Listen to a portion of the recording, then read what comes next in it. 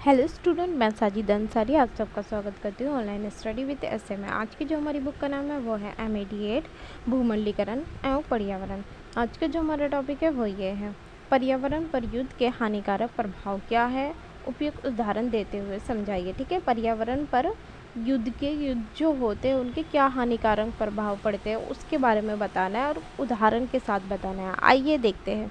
युद्ध से न केवल बहुत अधिक मात्रा में जान माल की हानि होती है बल्कि पर्यावरण पर भी बहुत अधिक नकारात्मक प्रभाव देखने को मिलते हैं। ठीक है, इसमें कहने का मतलब ये है कि युद्ध से केवल ये नहीं होता कि जान चली गई और माल की हानि हो गई, परंतु पर्यावरण पर भी बहुत अधिक नकारात्मक प्रभाव मिलता है। उसका पर्यावरण पर भी उसके प्रभाव देखने को मिलते हैं जो नकारात्मक होते हैं। रासायनिक हथियारों से लेकर परमाणु हथियारों तक युद्ध की प्रगति ने पारिस्थितिक तंत्र और पर्यावरण पर तनाव बढ़ा दिया है। ठीक है, युद्ध की जो इतनी ज़्यादा प्रगति हो रही है तो उसके कारण क्या हुआ, पारिस्थितिक तंत्र और पर्यावरण पर तनाव बढ़ा है।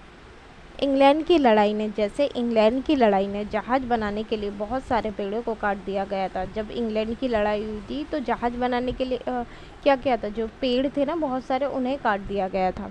फ्रांस और बेल्जियम के तटीय मैदानों में लंबे हवाई युद्ध के दौरान अधिकांश वन नष्ट किए गए थे। फ्रांस और बेल्जियम के बीच तटीय मैदानों पर युद्ध हुआ था, हवाई युद्ध हुआ था, जिसके लिए उन्होंने क्या किया था, मैदान के लिए उन्होंने क्या किया था, तटीय मैदान था, मैदान चाहिए था उन्हें, उसके लिए उन्होंने क्या किया था, बहुत सारी जो कृषि भूमि थी और जो वन भूमि थी उसे नष्ट कर दिया था, उन्हें काट दिया था।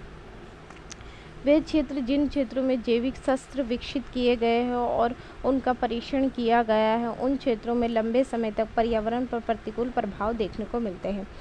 ठीक है, जिन क्षेत्रों में क्या है, जैविक शस्त्र विकसित किए गए उनको निर्माण किया गया है। ठीक है, जो मिसाइलें होती है, जो बम जो होते हैं उनका निर्माण किया जाता है ना, उनका परीक्षण किया जाता है। तो परीक्षण का मतलब जांच करना, टेस्टिंग करना कि वो सही तरीके से काम कर रहे हैं या नहीं कर रहे हैं। तो जिन क्षेत्रों में ये चीज़ की जाती है ना, तो उस लंबे समय तक वहाँ पर पर्यावरण पर बहुत ज़्यादा प्रभाव देखे गए, नकारात्मक प्रभाव देखे गए।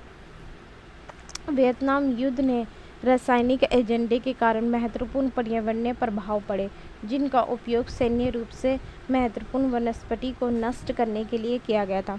वियतनाम युद्ध हुआ था। ठीक है, वियतनाम युद्ध में रासायनिक एजेंडा था कि जिसका क्या प्रभाव पड़ा था, सैन्य वनस्पति को नष्ट करना था, रसायन का प्रयोग करके वनस्पति को नष्ट करना था। अमेरिका सेना ने जंगलों को नष्ट करने के लिए सैन्य स्थलों की सीमाओं पर विकास को साफ करने और दुश्मनों की फसलों को ख़त्म करने के लिए 20 मिलियन गैलन से अधिक जड़ी बूटियों का इस्तेमाल किया था। ठीक है, उन्होंने क्या किया था, दुश्मनों की जो फसलों को नष्ट करने के लिए अमेरिका ने क्या किया था, 20 मिलियन गैलन से अधिक जड़ी बूटियों का इस्तेमाल किया था। रासायनिक एजेंडे ने अमेरिका को तो लाभ दे दिया।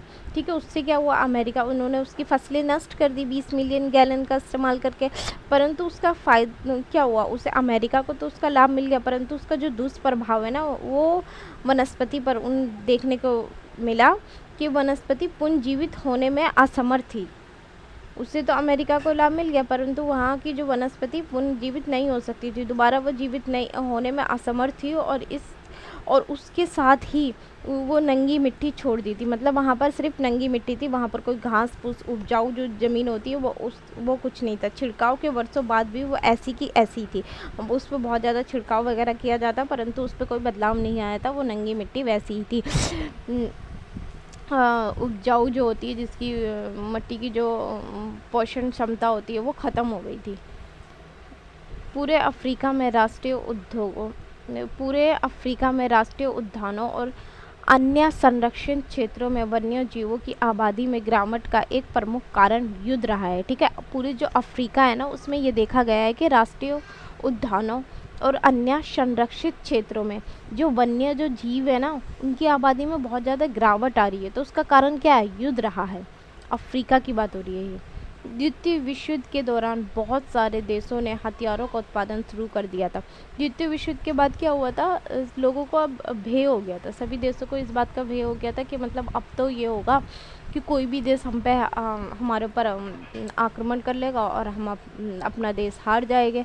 हम युद्ध हार जाएंगे, तो इसलिए हमारे पास भी तो हमारे पास भी तो हथियार होने चाहिए। तो उसके लिए उन्होंने क्या किया था, इस भय से उन्होंने बहुत ज़्यादा हथियारों का उत्पादन शुरू कर दिया था। द्वितीय विश्व युद्ध में मनुष्य, जानवरों और सामग्रियों का व्यापक विनाश हुआ था। द्वितीय विश्व युद्ध में क्या हुआ था, मनुष्य को, जानवरों को और सामग्रियों को बहुत ज़्यादा नुकसान हुआ था। द्वितीय विश्व युद्ध का प्रभाव पारिस्थितिक और सामाजिक दोनों क्षेत्रों में इतना अधिक था कि इस संघर्ष समाप्त होने के दशकों बाद भी उसका जो प्रभाव है वो अभी भी दिखाई देता है। ठीक है, द्वितीय विश्व युद्ध का जो प्रभाव था ना, पारिस्थितिक और सामाजिक जो प्रभाव पड़ा था, इतना अधिक पड़ा था कि विश्व युद्ध समाप्त हो गया था, परंतु दशकों तक उसका जो प्रभाव है, नकारात्मक प्रभाव, वो अभी भी देखने को मिलता है। वन्य जीवन की तरह पारिस्थितिक तंत्र भी ध्वनि प्रदूषण से ग्रस्त है और सैन्य विमानों द्वारा उत्पन्न होता है। ठीक है, पारिस्थितिक तंत्र में भी ध्वनि प्रदूषण हो रहा है, जो सैन्य विमानों से उत्पन्न होता है। जो सैन्य जो विमान होते हैं ना, उनसे वो उत्पन्न होता है, जिसके कारण ध्वनि प्रदूषण होता है। परमाणु युद्ध पर्यावरण पर प्रत्यक्ष और अप्रत्यक्ष दोनों प्रभाव डालता है। विस्फोट के कारण होने वाला भौतिक विनाश या रेडियोटॉक्सिटी के कारण जीवमंडलीय क्षति सीधे पारिस्थितिक तंत्र को प्रभावित करती है। ठीक है, विस्फोट जो होता है और उसके कारण क्या होता है, भौतिक विनाश होता है, या रेडियोटॉक्सिटी के कारण जीवमंडलीय क्षति होती है, जो सीधे पारिस्थितिक तंत्र को प्रभावित करती है। इसके अलावा हथियारों के कारण होने वाली वायुमंडलीय या भूमंडलीय गड़बड़ी से मौसम और जलवायु परिवर्तन हो सकते हैं। ये देखा गया है कि युद्ध का ना इतने ज़्यादा नकारात्मक प्रभाव देखने को मिलते हैं कि जान माल की तो हानि होती ही होती है, सामाजिक रूप से तो नुकसान होता ही होता है, परंतु पर्यावरण पर भी बहुत ज़्यादा उसका प्रभाव देखने को मिलता है। आज का हमारा टॉपिक यहीं समाप्त होता है। अगर आपको मेरी वीडियो अच्छी लगे तो please like, share and subscribe जरूर करें। Thank you.